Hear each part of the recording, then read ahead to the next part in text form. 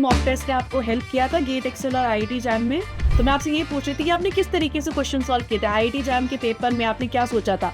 Maths वगैरह जो था मतलब मैं थोड़ा पहले लीव कर दिया था, मतलब बाद में देख लेंगे तो। और यही चीज आपने गेट एक्सेल में भी फेस की थी? गेट एक्सेल में आपने कौन से 2 सब्जेक्ट्स अटेम्प्ट किए थे? मैं इतना नहीं सोचता था कि होगा या नहीं होगा, मैं बस इतना था कि जो करना है अभी। सो तुमने तैयारी कब से शुरू की थी प्रियांशु, मतलब एक तरीके से कि हाँ भाई आईआईटी जैम के लिए मैं प्रिपेयर कर रहा हूँ, तो कौन से टाइम से आपने तैयारी शुरू की थी? Hey guys, welcome back to my channel Bansal biology. आज मेरे साथ मेरे एक स्टूडेंट है जिन्होंने इस बार आईआईटी जैम में AIR 49 लाया है और गेट एक्सेल में AIR 4 लाया है। सो प्रियांशु, कॉन्ग्रेचुलेशंस दोनों ही एग्जाम्स के लिए। Thank you ma'am, thank you. Priyanshu, कैसा लग रहा है AIR 4 एंड 49 दोनों एग्जाम में इतनी अच्छी रैंक लाना, और घर वालों का क्या रिएक्शन था? मैम पहले तो इतना सोचा नहीं, मतलब इतना क्लोज रैंक आ जाएगा, मतलब ऐसा कुछ मतलब अंदाजा भी नहीं किया था। फिर जब रिजल्ट आउट हुआ तो देखा तो बहुत मतलब बहुत प्रिविलेज फील हो रहा है अभी। सब खुशी का माहौल है यहाँ, जो टीचर्स है, प्रोफेसर्स है, जो मॉन्क्स है, सब बहुत खुश हैं। और घर में भी सब बहुत खुश हैं। प्रियांशु, आप अपने बारे में बताइए कि आप कहाँ से बिलोंग करते हैं, अपने BSc अपनी कहाँ से कंप्लीट कर रहे हो, आप अपने बारे में थोड़ा बताओ। अच्छा मैम, मैं वेस्ट बंगाल का एक डिस्ट्रिक्ट बीरभूम से। और मेरा जो सिटी है, मैं दुबराजपुर से हूँ। ओके। दुबराजपुर। और मैं अभी मेरा PhD कर रहा हूँ यहाँ रामकृष्ण मिशन विद्या मंदिर, बेलूर से, वेस्ट अच्छा। बंगाल से। ओके। सो प्रियांशु, आपका कैसे मन आया कि आपको गेट एक्सेल और आईआईटी जैम की तैयारी करनी है? देखो, गेट तो फिर भी स्टूडेंट्स को पता होता है, एग्जाम एग्जिस्ट करता है। आईआईटी जैम नहीं पता होता, बहुत सारे स्टूडेंट्स को अभी भी नहीं हम्म। पता आईआईटी जैम जैसा एग्जाम होता है, तो ये कैसे पता चला आपको? मैम मेरे जो सीनियर्स थे, हम्म। तो वो लोग वो हर साल मतलब इसी एग्ज़ाम के लिए प्रिपेयर करते थे। हम्म। तो हम जब फर्स्ट ईयर में थे, तभी हम लोगों को मतलब पता चला कि ऐसा कुछ एग्ज़ाम होता है जो after third year we can appear and go to a better place in masters. या फिर ठीक है।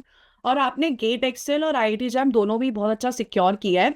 सो आपको दोनों एग्जाम्स के बीच में डिफरेंस क्या लगे, क्योंकि ये दोनों ही बहुत अलग एग्जाम है, तो उनके बीच में आपको डिफरेंस क्या लगा, और आपको लगा कि भाई दोनों के लिए अलग अलग तैयारी करनी पड़ती है, ऐसा कुछ? नहीं मैम, मैं दोनों के लिए तैयारी तो सेम की थी, मतलब कुछ अलग वैसा नहीं किया था। हम्म। तो जब जो IIT जैम का एग्ज़ाम था वो 2 फरवरी में था। हम्म। और जो गेट का था वो 16 को, मतलब उसी प्रिपरेशन से गए थे। तो दोनों में सेम ही आपको लगा, ऐसा कोई डिफरेंस नहीं लगा आपको, राइट? डिफरेंस मतलब जो क्वेश्चन और क्वेश्चन पैटर्न्स था, वो IIT जैम में लिटिल बिट डिफरेंट, मतलब थोड़ा डिफिकल्ट था। और गेट में इस साल मेरे को थोड़ा इजी रहा तब। इस ऐसा बार है। आईआईटी जैम ने ऐसा चकमा भी दिया कि आईआईटी दिल्ली ने ऐसे ऐसे क्वेश्चंस डाल दिए जो आईआईटी जैम पूछता ही नहीं है। वो CSR नेट के क्वेश्चंस थे, like mark yes ma'am. Recapture, Shannon yes index. Ma'am. वो आते ही नहीं है आईआईटी में, तो पहली बार उन्होंने सीधा छक्का ही मारा आईआईटी हाँ। दिल्ली ने एग्जाम लेकर। सो आपने फिजिक्स, केमिस्ट्री, मैथ्स, बायोलॉजी चारों सब्जेक्ट्स प्रिपेयर किए थे? Yes ma'am. Just- मैथ्स तो वैसे थोड़ा प्रिपरेशन प्रिपरेशन मैथ्स में थोड़ा कम रहा। लेकिन मेरा जो प्रिंसिपल फोकस था वो बायोलॉजी, केमिस्ट्री और फिजिक्स था। मैथ्स में तो उतना वेटेज भी कैरी नहीं करता, फिर भी मैं मैथ देख के गया था, मतलब प्रोबेबिलिटी और जो सेट्स वगैरह था, मैट्रिक्स, डिटर्मिनेंट, ये सब देख के गया था। मैथ्स ऐसे ही होता है, बायोलॉजी वाले स्टूडेंट्स या एक एक सब्जेक्ट तो थोड़ा छोड़ते हैं, या तो फिजिक्स थोड़ा छोड़ते हैं या मैथ्स थोड़ा छोड़ते हैं। और आपने बायोलॉजी। मैम सिलेबस इतनी ज़्यादा है, मतलब तो वैसे प्रिपरेशन एक साल में करना बहुत डिफिकल्ट होता है, तो वैसे करना होता है फिर। डेफिनेटली उन्होंने नीट के लेवल का सिलेबस आपको दे रखा है, बहुत वास्ट सिलेबस है। अगर आप चारों सब्जेक्ट्स को साथ में लेकर चलने की कोशिश करते हो तो थोड़ा डिफिकल्ट हो जाता है। और आपने बायोलॉजी पूरा प्रिपेयर किया था, बायोलॉजी के साथ आपने पूरी प्रिपरेशन की थी? हाँ मैम, बायोलॉजी पूरा प्रिपेयर्ड। और आप इसके लिए कोई स्टैंडर्ड बुक्स भी रेफर करते थे, जैसे लेनिंजर हो गया, बूस एल्बर्ट हो गया, कोई स्टैंडर्ड बुक भी रेफर की थी? मैम वो जब हम कॉलेज में पढ़ते थे तब सर, जो प्रोफेसर्स थे, वो हमें रिकमेंड किए थे, तो हम लाइब्रेरी जाके वो बुक वगैरह पढ़ते थे। लेकिन वैसे कुछ मतलब एक पूरा चैप्टर पढ़ लिया है वाइट से या लेनिंजर से, ऐसे नहीं किया था, मतलब थोड़ा बहुत तो पढ़ा था। वो वॉयट और हाँ लेनिंजर है ही इतनी बड़ी बुक, अगर आप उसमें से पूरे पूरे चैप्टर पढ़ने लग गए तो बस आप उसी चैप्टर्स में ही अटके रह जाओगे, क्योंकि फिर आईआईटी एग्जाम का सिलेबस नहीं हो पाएगा, चार चार सब्जेक्ट में yes। वो नहीं हो पाएगा। सो प्रियांशु, आपकी जो तैयारी थी उसमें आपको बंसल बायोलॉजी ने किस तरीके से हेल्प किया, हमारे जो लेक्चर्स थे वो आपको कैसे हेल्प हुए थे? जो मैम जो डाउट्स वगैरह रह जाते थे क्लास के बाद भी, तो वो डाउट वगैरह तो वो आपके जो वीडियोस थे वो उसने बहुत हेल्प किया। मतलब जो आपका तो एक टॉपिक वाइज अलग अलग वीडियोस रहते, हम्म, बायोकेमिस्ट्री का, मॉल बायो का, डिफरेंट टेक्निक्स का, तो हम्म, बहुत हेल्प हुआ उससे मैम। और जो मैंने आपका जो बंसल बायोलॉजी का जो मॉक टेस्ट का सीरीज था हम्म, आईआईटी जैम का, हम्म, वो परचेज किया था। और मैं जो 5 मॉक टेस्ट वो लास्ट के 10 दिन में 5 मॉक टेस्ट दिया था, मतलब ऐसा मेरा। सो मॉक टेस्ट ने आपको हेल्प किया था गेट एक्सेल और आईआईटी जैम में? Yes ma'am. Okay. So GATE excel में भी हेल्प हुआ था या फिर सिर्फ आईआईटी जैम में आपको हेल्प मिला था उससे? नहीं मैम, दोनों एग्जाम में ही हेल्प हुआ। मतलब वो तो क्वेश्चन तो सेम ही, वैसा ही पैटर्न रहता है, द एमसीक्यू एमएसक्यू ऐसा। क्योंकि एनएटी क्वेश्चन ना थोड़ा डिफिकल्ट होता है फाइंड करने के लिए, एमसीक्यू क्वेश्चन मिल जाते हैं आपको, एमएसक्यू और एनएटी सबसे हम्म। डिफिकल्ट होता है, वो बुक्स वगैरह में कहीं पे भी अवेलेबल नहीं होते हैं। तो बहुत ज्यादा इंपॉर्टेंट होता है वो जो 3 आवर्स होते हैं कि हमें किस तरीके से स्ट्रैटेजी में क्वेश्चन सॉल्व करने हैं।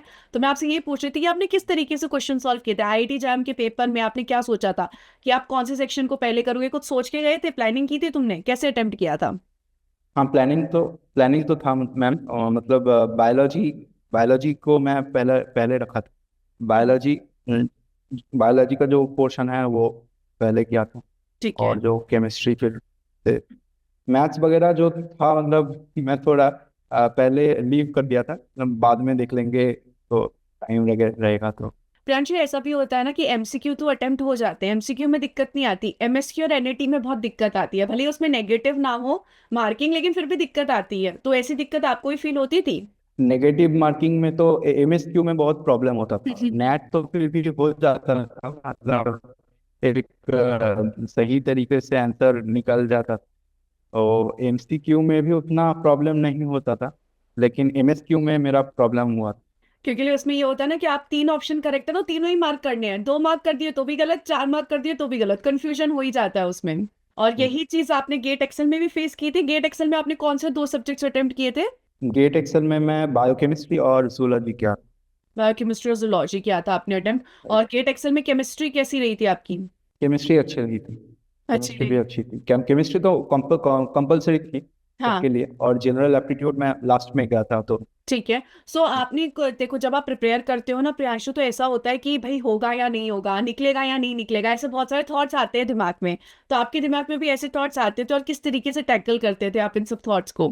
मैं इतना नहीं सोचता था कि होगा या नहीं होगा। मैं बस इतना था कि जो करना है अभी, अभी जो टाइम है, प्रेजेंट का टाइम, उसको यूटिलाइज करके जितना आगे जाना है तब उतना आगे जाएंगे। और आपने एनसीईआरटी भी पढ़ी थी? आप जब अपनी प्रिपरेशन कर रहे थे तो बहुत सारे स्टूडेंट्स बोलते हैं कि हम बेसिक्स क्लियर करने के लिए हम कुछ एनसीईआरटी भी पढ़ लेते हैं, तो एनसीईआरटी भी रेफर की थी आपने? एनसीईआरटी मैं एनसीईआरटी नहीं पढ़ा था। एनसीईआरटी नहीं पढ़ी थी आपने? और जब प्रिपरेशन कर रहे थे तो नोट्स वगैरह बनाते थे आप? कोई नोट्स की स्ट्रैटेजी थी, नोट्स बनाना था आपके उसमें? नोट्स में मैं रिवीजन के जो उसका इसके लिए मैं फ्लैश कार्ड वगैरह उसका यूज करता था। अपने हैंड रिटन नोट्स में मैं बिलीव करता था ऑलवेज कि कहाँ कहीं से भी पढ़ा और फिर अब उसको अपने हाथ से लिखा, फिर वही मेरा नोट्स है मतलब।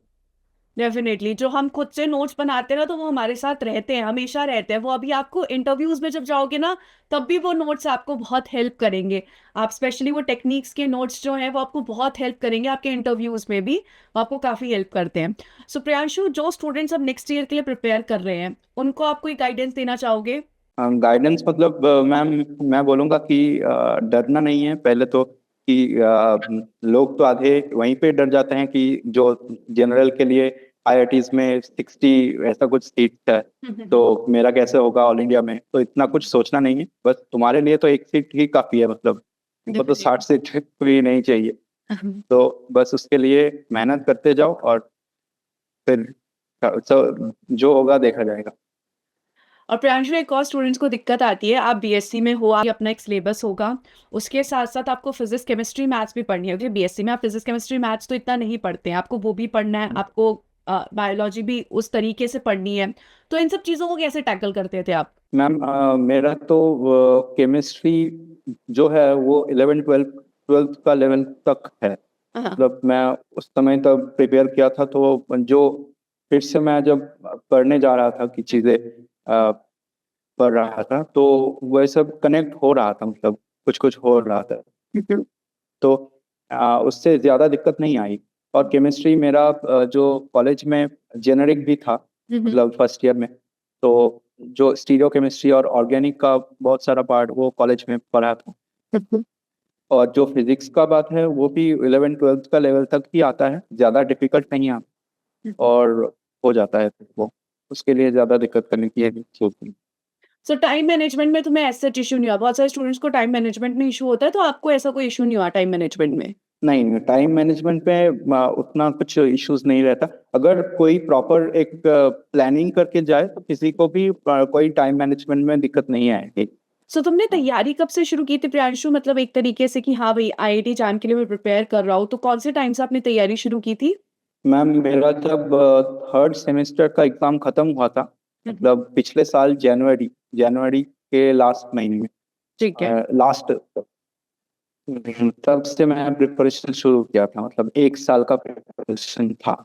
1 साल तुमने प्रिपरेशन किया और तुम क्वेश्चन प्रैक्टिस कहाँ से करते थे प्रियांशु? क्योंकि क्वेश्चन प्रैक्टिस सबसे मेन है। तो तुम सिर्फ प्रीवियस ईयर क्वेश्चंस लगाते थे या प्रैक्टिस क्वेश्चंस भी सॉल्व करते थे? कौन से क्वेश्चन सॉल्व करते थे? मैम मैं प्रीवियस ईयर क्वेश्चन करके गया था, मतलब जो प्रीवियस ईयर क्वेश्चन था। और आपका एक बहुत बड़ा हेल्प हुआ आपसे, जो आप एक वीडियो डाल रहे थे कि वो जो प्रीवियस ईयर का वो आप सॉल्व कर रहे थे, तो वो मैं रेगुलरली फॉलो करता था। मतलब वो बहुत हेल्प हुआ, वो जो पूरा एकदम चैप्टर वाइज किया था ये थे, तो उसने बहुत हेल्प किया। चैप्टर वाइज़ क्वेश्चन प्रैक्टिस मैंने एग्ज़ाम से पहले करवाई हाँ, थी। हाँ, तो वो आपको हेल्प आईआईटी जैम के लिए, गेट के लिए अलग अलग करके हाँ। मैं किया था वो। अच्छा, अच्छा, हाँ, हमने नवंबर से ये सीरीज़ शुरू की थी, गेट एक्सेल, बीटी सबके लिए अभी भी चल रही है वो। अच्छा, तो हम्म। आपको काफ़ी हेल्प मिली, खुशी हुई मुझे जान के कि ऐसे सेशंस स्टूडेंट्स को हेल्प करते हैं, वो बहुत इम्पोर्टेंट होता है। ठीक है प्रियांशु, सो प्रियांशु इसके अलावा अब आपके प्लान क्या है? मतलब ऑब्वियस सी बात है इतनी अच्छी रैंक आई है, आप जहाँ जाएँ आपको एडमिशन मिल ही जाएगा, बट आपका भी कुछ प्लान होगा कि मैम मुझे ये करना है, इंटीग्रेटेड पीएचडी में जाना है, एमएससी में जाना है, व्हाट्स योर प्लान? मैम मुझे तो इंटीग्रेटेड पीएचडी में जाने का प्लानिंग है फिर। हुँ, हुँ। अब आगे मैंने सोचा है कि अगर न्यूरो साइंस में कुछ रिसर्च किया जाए तो वैसे ही मेरा प्लानिंग है। अगर और जो टीआईएफ और जेजीबीएल्स का एग्ज़ाम है वो दिसंबर के महीने में हुआ था पिछले साल, उसको उसमें भी मैंने सिलेक्टेड हुआ। और जो इंटरव्यूज़ है वो अभी चल रहे हैं। यस्टरडे मेरा टीएफआर मुंबई का इंटरव्यू रहा, और अभी भी बाकी बहुत सारा आएगा फिर, आईसर पुणे और एनसीबीएस ऐसा कुछ।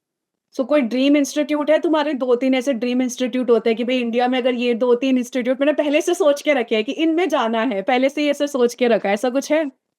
मैम मेरा तो मतलब प्लान है वो एनसीबीएस, और अगर आईआईएससी बैंगलोर हुआ, ये यही मेरा ड्रीम इंस्टीट्यूट है। अभी बहुत सारे सीनियर्स हैं वहाँ पे एक्चुअली, उन्हीं से सब जब जो न्यूज़ वगैरह मिलता है वहाँ पे कोर रिसर्च वर्क वो होता है।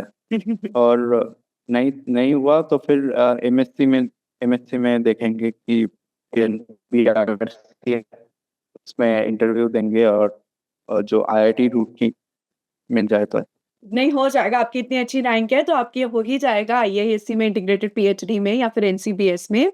आई wish you all the very best Priyanshu and thank you so much for joining with Bansal biology. Take care of yourself and I hope कि आप थैंक यू, जहाँ पर भी चाहते हैं आपका एडमिशन ज़रूर हो जाए। Thank you ma'am, thank you. Thank you Priyanshu.